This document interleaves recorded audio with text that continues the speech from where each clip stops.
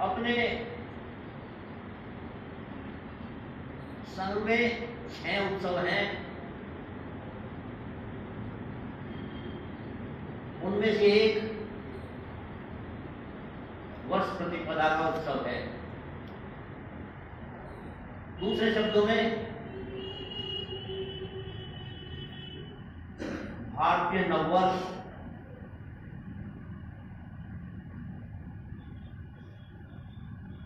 एवं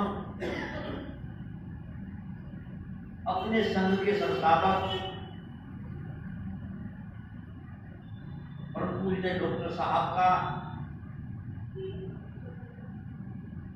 जन्मदिन भी आज के ही शुभ दिन पर हुआ था। इसलिए हमने ध्वज लगने से पूर्व आद्य सरसंचालक प्रणाम किया। वर्ष में एक बार हम संघ संस्थापक को प्रणाम करते हैं। इस प्रकार से 2 कार्यक्रम हैं।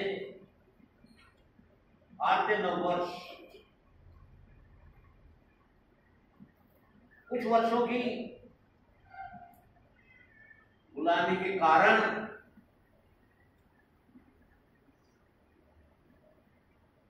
हमने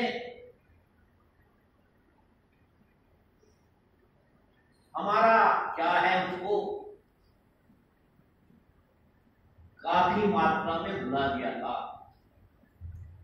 इसलिए हम में से भी बहुत सारे, सभी तो नहीं, कुछ लोग 1 जनवरी को जो नववर्ष होता है उस पर नववर्ष की बधाई देते हैं।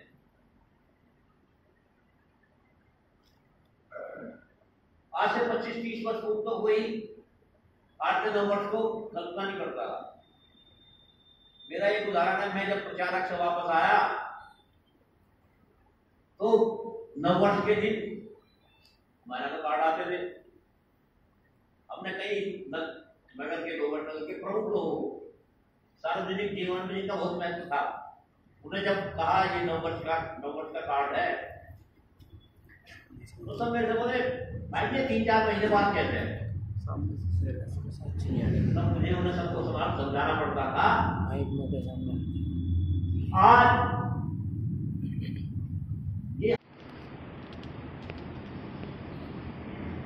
आज की तिथि को ही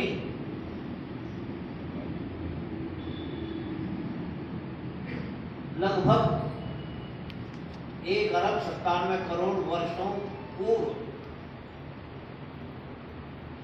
सृष्टि की जो स्थापना हुई वो भी आज की तिथि से ही प्रारंभ होती है। आज की तिथि में ही ब्रह्मा जी ने सृष्टि की रचना की। इसके साथ साथ हमारे देश में बहुत सारे संवत चलते हैं। बहुत सारे महापुरुषों के नाम से, भगवान राम के नाम से भी संवत चलता है, युधिष्ठिर संवत भी चलता है। जो हमारे यहाँ 4 युग बताते हैं उसके नाम से भी युगार्थ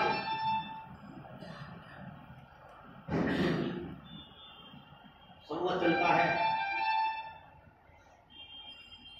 मुख्य रूप से सामान्यतः भारतीय समाज में इनके साथ विक्रमी संवत उसका अधिक प्रचलन है। एक उसका उदाहरण है, आप किसी बुजुर्ग व्यक्ति से पूछे कि आपकी जन्मतिथि कब है, तो वो जो वर्ष बताएंगे वो विक्रमी संवत वाले वर्ष बताते हैं। आज किसी से पूछे, आप देखे होंगे तो उनकी काफी है, आपका जन्म बता दें 92 साल में हुआ जी हमारा जन्म। तो मेरा कहने का भाव यह है, हमारे ग्रामीण समाज में या वैसे समाज में तो भारतीय नववर्ष ही चलता है,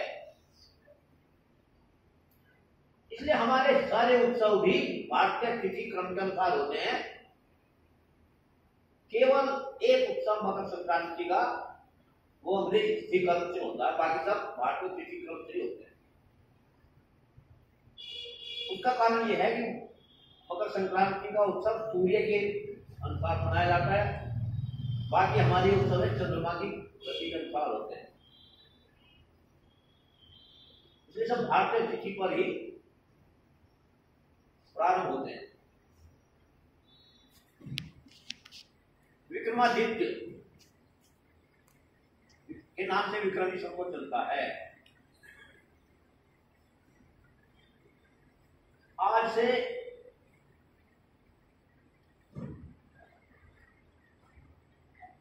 2079 वर्ष पूर्व विक्रमादित्य ने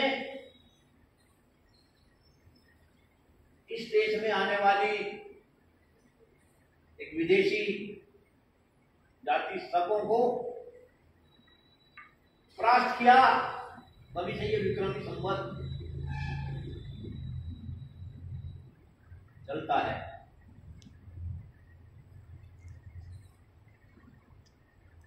दोनों के डॉक्टर साहब और विक्रम दोनों के जीवन में एक समानता है।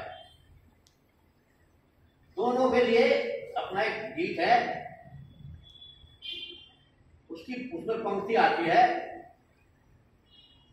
पत्थर से तुम मूर्ति बनाकर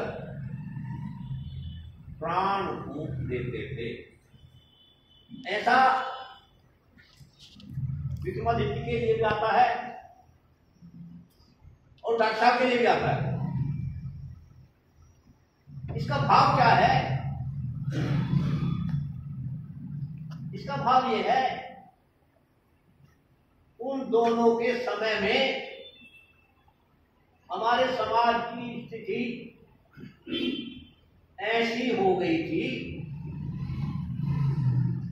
जैसे वो प्राणहीन हो, पत्थर के समान।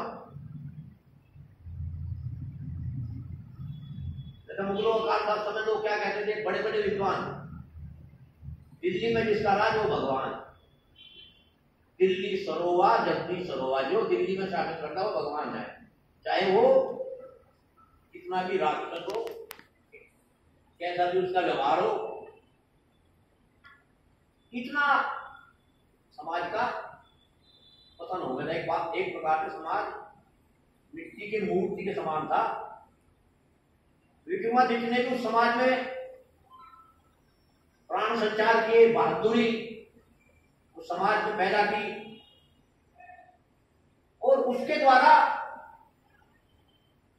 शको जैसी बर्बर जाति को उन्होंने हराया, और हराया ही नहीं, उनको अपने समाज में विलीन कर लिया। आज भी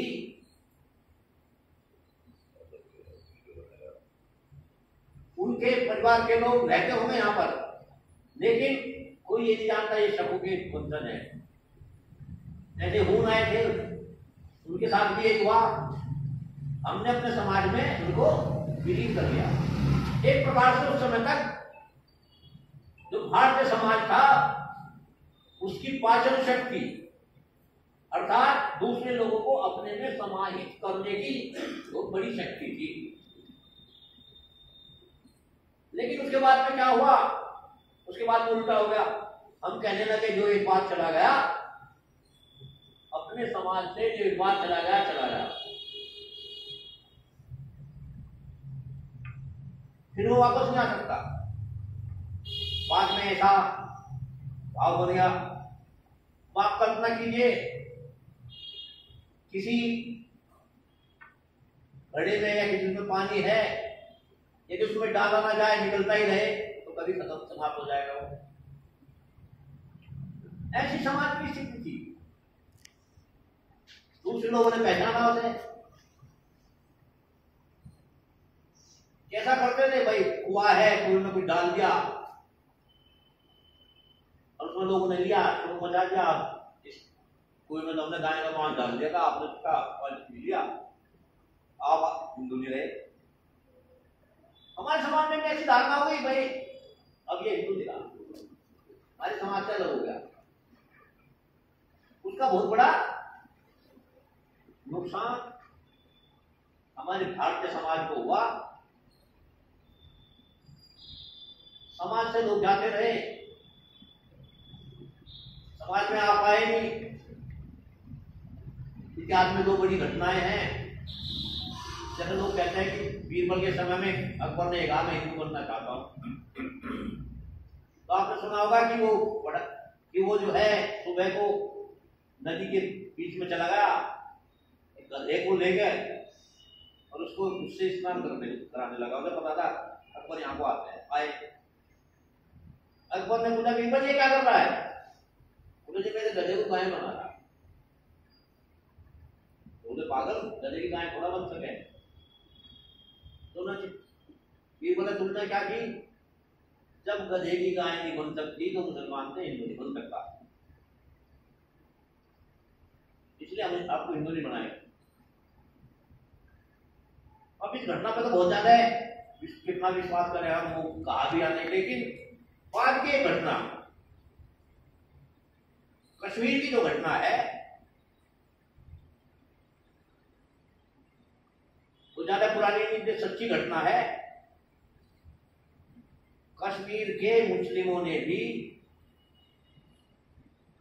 वहां के महाराजा के सामने हिंदू बनने का प्रस्ताव रखा। उन्होंने तो स्वीकार कर लिया, लेकिन यहां पे कुछ लोगों ने मुख्य रूप से उसमें कश्मीर का ब्राह्मण समाज मुख्य रूप से था, उन्होंने उसका विरोध किया। विरोध करने के बाद भी जब महाराजा ने नहीं माना तो फिर उन्होंने धमकी दी, यदि आपने इन्हें हिंदू बनाया तो हम झेलम नदी में डूबकर आत्महत्या कर देंगे और आपको ब्रह्म हत्या, व्रत हत्या, पता नहीं कितना पाप लग जाएगा। तो क्या हुआ, महाराजा घबरा गए, तो उन्होंने योजना को लागू नहीं किया। तो ऐसी स्थिति हो गई समाज की। लेकिन बाद में आई की शकल आई शुद्ध, हम भी करने लगे, ऐसा नहीं करते थे। और समाज के संगठन की बात उन्होंने उस समय के कुछ बड़े लोगों से संपर्क में कही भी, तो वो सब लोग क्या कहते थे, डॉक्टर साहब आपका विचार तो ठीक है, हिंदू समाज संगठित तो होना चाहिए, लेकिन वो क्या कहते हैं असंभव है, हो ही नहीं सकता। चार हिंदू एक दिशा को जाते ही नहीं, सबकी अलग अलग दिशा होती है।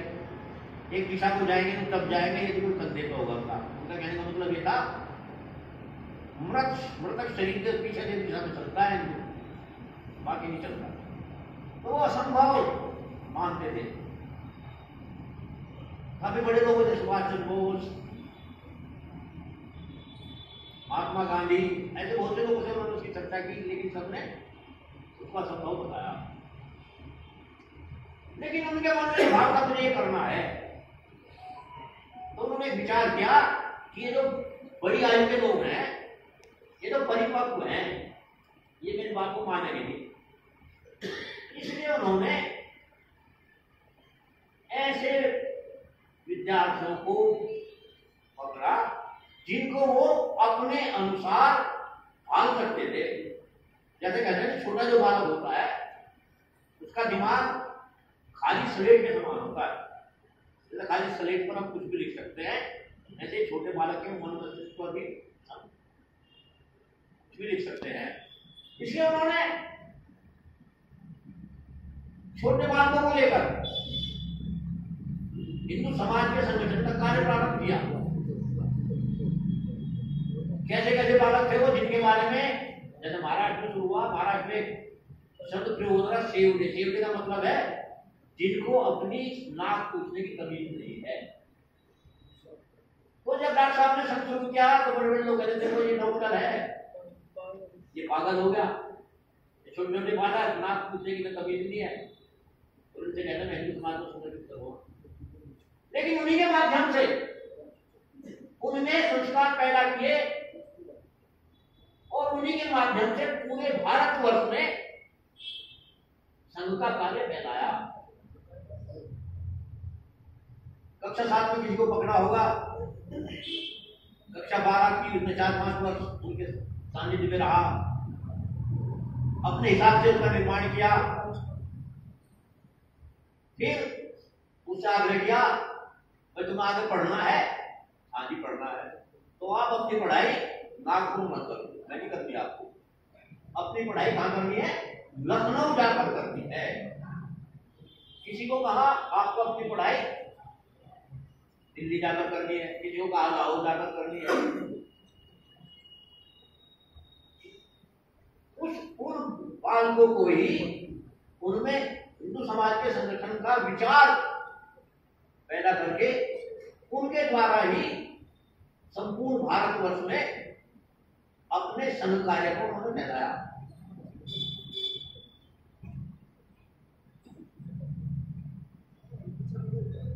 हमारे प्रांत में भी कुछ लोग वहां से आए, जिनमें से मुख्य नाम बाबूराम देवव्रत जी का है। अपने जो तृतीय संचालक अपने छोटे भाई थे बाबूराम देवव्रत, उन्हें सन 37 में पढ़ने के लिए लखनऊ भेजा। वसंतराव को दिल्ली भेजे, बहुत से स्थान पर भेजे और उनके द्वारा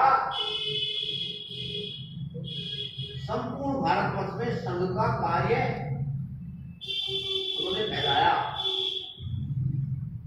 और 1940 में जब डॉक्टर साहब का शरीर पूरा हुआ, उससे पहले पूरे भारतवर्ष के प्रत्येक प्रांत में संघ का कार्य फैल गया था। 1940 के शिक्षा वर्ग में उनका अंतिम बौद्धिक हुआ था, जिसमें उन्होंने कहा मैं अपनी आंखों के सामने